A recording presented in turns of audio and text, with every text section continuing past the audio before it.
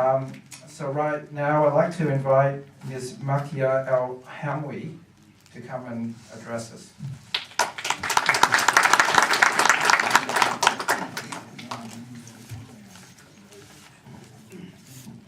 Assalamu alaikum. Good evening, ladies and gentlemen. As of today, according to the United Nations, the death toll of Syria has nearly reached 3,000. Nearly 3,000 men, women, and children have all perished since the fight for freedom began in March. Words cannot comprehend the horrific state Syria is currently in. They seem to be worlds apart in comparison to our lives here in Australia. We do not think democracy and freedom of speech is something that we are fortunate to have in our lives. We think it is a right we are meant to have. The Syrian people, that is all they ask for, freedom and democracy. Instead, they are getting slaughtered for a basic right every individual should have. As a child growing up here in Australia, we were free, able to play and have fun, and most of all, we were kept safe and protected from harm. We were encouraged to speak out and stand up for what we believed in. Imagine a world where children are not free to play, the fear that the Syrian people have to face living their daily lives like in a nightmare. The fear they must feel every time they step out of their homes that they might get shot and killed for expressing their opinions. In Syria, children must be scared to even look outside their window because of the possibility of getting abducted and tortured and never seeing their families ever again. But in spite of this, they still let their courage and determination push them to continuously fight for their country. Children should be able to live in a world full of opportunities and be able to be who they want to be. All people want is democracy, but instead, children were taken to prison simply because they're expressing their feelings by writing "We want freedom" on walls. And to punish them, their fingernails were pulled out one by one. Just imagine the excruciating pain and trauma these children endured.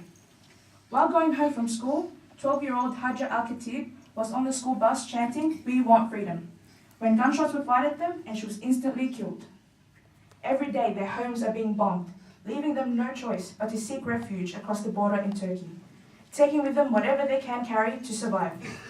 Mosques, a place where they usually feel safe, a place where they can find solace and peace, are being raided and people are being beaten to death. Hospitals are also being attacked. Newborn babies, deliberately dragged out of the incubators, left gasping for air until they were dead. Losing a father, mother, daughter, or son as their lives are cut short is the most sadness one can ever feel. These are just some of the tragedies that you will never imagine can happen in today's society, but it is, and that is the reality. The rest of the world is turning a blind eye to this disastrous situation in Syria. As a leader, you are meant to protect your people and serve right by them. But Syria, this is clearly not occurring.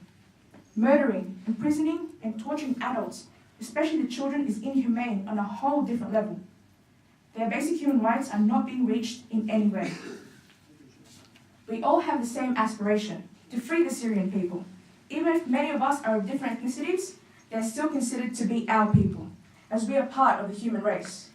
We are all the same no matter what skin color we have, culture we grew up with, religion we follow. We are the same, as we all do have hopes and dreams we all wish to achieve.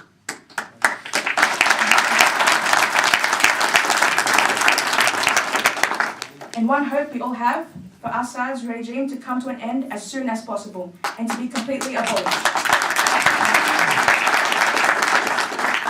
It is our duty to help them as we are more fortunate. In Syria, men, women, and children have the same aims and goals as well. They all demonstrate, protest, and rally to express their anger, frustration, and to fight for democracy to seize this horrific regime.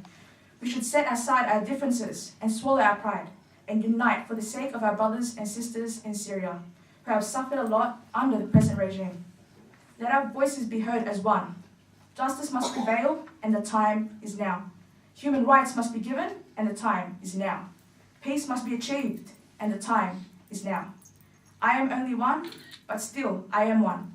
I cannot do everything, but I can do something, and I will not refuse to do the something I can do. United we stand, and divided we fall. I would like to share with you a very famous quote. Our deepest fear is not that we're inadequate. Our deepest fear is that we are powerful beyond measure. It is our light, not our darkness, that most frightens us. Your playing small does not serve the world. There's nothing enlightened about shrinking so that other people won't feel insecure around you. We're all meant to shine as children do. It's not just in some of us, it is in everyone. And as we let our own light shine, we unconsciously give other people permission to do the same. As we are liberated from our own fear, our presence automatically liberates others. Let's do what we can to the best of our ability and to our full potential to work together as the Australian people. Inshallah, God willing, one day soon, our brothers and sisters in Syria shall be free and live in peace as they deserve.